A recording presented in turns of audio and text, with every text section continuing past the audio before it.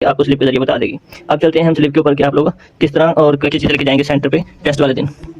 तो जी एफबीआर की आप देख सकते हैं कि स्लिप है सिपाही के लिए। तो सिपाही के लिए जो स्लिप है इसके लिए फिजिकल टेस्ट, ये देखिए यहाँ फिजिकल टेस्ट के लिए बुलाया गया है। डेट है जी 12 सितंबर 2025। ये सिर्फ कराची वालों के लिए है। कराची वालों के बाद जब एफबीआर इंक्रीज करेगा एरिया को या किसी और एरिया के बारे में सोचेगा या सूबे के हवाले से, तो जो जो सेंटर रखेगा आपको उसमें आगाही मिल जाएगी कि किस तारीख को किस वक्त जाना है। तो ये कराची वालों के बारे में है। फिलहाल ये सिर्फ वही गौर करें कराची वाले, या बाकी लोग भी गौर कर लें ताकि उनको पता चल जाए कि हमें टेस्ट पर जाते हुए कौन कौन से डॉक्यूमेंट्स साथ लेके जाने, तो वो भी अपने डॉक्यूमेंट्स रेडी कर लें।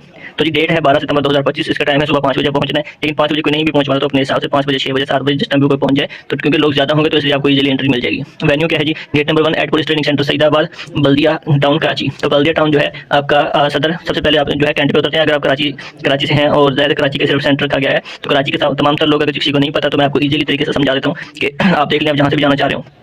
सबसे मशहूर इलाका आपका कैंट है। कैंट से सदर, सदर से आप जो है जाते हैं उर्दू बाजार, उर्दू बाजार से सिविल हॉस्पिटल वाली ये लाइन क्रॉस करके आगे कोसर हॉस्पिटल, और वहाँ से आगे बोल्टन मार्केट, आगे टावर, टावर से आगे आपका आ जाता है नेटी जेटी पुल। नेटी जेटी पुल से पहली तरफ को आपको सईदाबाद पड़ जाता है ट्रेनिंग सेंटर। तो अभी मेरे ख्याल से आपको जो है एड्रेस भी समझ में आ गया होगा।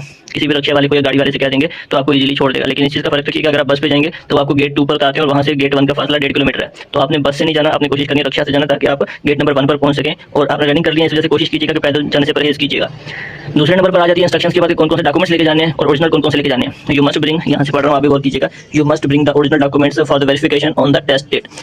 टेस्ट वाले दिन फिजिकल टेस्ट से पहले आपके ओरिजिनल डॉक्यूमेंट्स चेक कर लिए जाएंगे, जिसके अंदर आपका सीएनएससी होगा, डोमिसाइल होगा, मैट्रिक सर्टिफिकेट होगा। जो बैचलर या एमफिल जिनके पास डिग्रियां हैं लेकिन उन्होंने सिपाही के लिए अप्लाई किया है तो वो भी अपनी सारी की सारी डिग्रियां लेके जाएंगे। मैट्रिक, इंटर, बैचलर जो भी आपके पास डिग्रियां हैं मैट्रिक बेस पर था, मैट्रिक की तो लाजमी होनी चाहिए। जिनके पास इंटर है वो इंटर भी लेके जाएं, जिसके पास बैचलर है वो बैचलर भी लेके जाएं, तो उनको ज़्यादा प्रेफरेंस दी जाएगी। 2 रिसेंट पासपोर्ट साइज फोटोग्राफ्स होने चाहिए। For those claiming age relaxation NOC experience certificate of government service उनके पास होनी चाहिए या आर्म फोर्सेस की होनी चाहिए। जो लोग कह रहे हैं कि एज रिलैक्सेशन जो थी गवर्नमेंट सर्वेंट्स को मिल रही थी या उसके अलावा जिनको मिल रही थी वो किसी वजह से मिल रही थी, उस वजह के हिसाब से अपना प्रूफ लेकर जाना। अपने नंबर आगे आ जाता है जी। In case of child of जो है deceased deceased civil servant dead during service, death notification issued by the concern department. उनकी जो वफात के बाद कंसर्न डिपार्टमेंट ने उनका लेटर इशू किया था वो लेटर आपके पास होना चाहिए। और आगे आता है जी कॉल लेटर भी आपके पास, रोल नंबर स्लिप जो मैं पढ़ रहा हूँ ऐसी रोल नंबर स्लिप आपको मिली होगी, वो आपने लाजमी लेकर जानी है।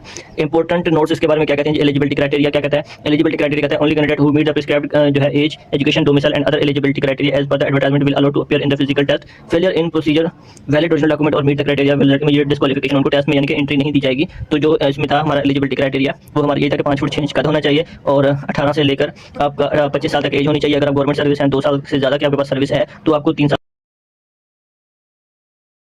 चाहिए। अगर आप गवर्नमेंट सर्विस हैं 2 साल से ज़्यादा की आपके पास सर्विस है तो आपको 3 साल तक की राहत मिल जाएगी। आप 28 साल तक के लिए एलिजिबल हैं। अगर आप किसी भी सिविल सर्वेंट के जो वफात हो पा चुका हो अपनी सर्विस के दौरान और उनकी अगर आप वारसों में से हैं तो आपको जो है 10 साल तक की राहत मिल जाएगी। अगर आप आर्म्ड फोर्सेस से रिटायर्ड हैं या ड्यूरिंग सर्विस है तो आपको 15 साल तक की राहत मिल जाएगी। एज के लिए 25 और 15 40 साल तक